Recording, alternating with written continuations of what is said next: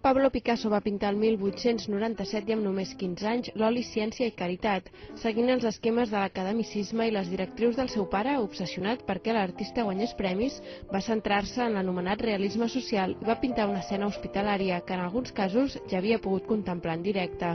Una de les inspiracions va ser la visita de la mare d'Enrique Paternina, que juntament amb l'original de Picasso formen ara una mostra per descobrir els detalls d'aquesta pintura i tot el que va significar. Va ser la culminació, però també el punt de trencament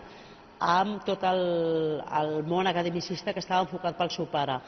Arrel d'aquesta pintura, Picasso va anar a estudiar a Madrid, a l'Acadèmia de Belles Artes de San Fernando, però va durar molt poc, apenas uns dies, uns mesos, perquè ràpidament va deixar l'acadèmia i va començar a corretejar pels carrers de Madrid i anar al Museu del Prado a buscar la seva pròpia inspiració. Això li va començar a apartar d'aquesta forma tan encursetada de pensar la pintura que era el món academicista per anar trobant les seves pròpies vies.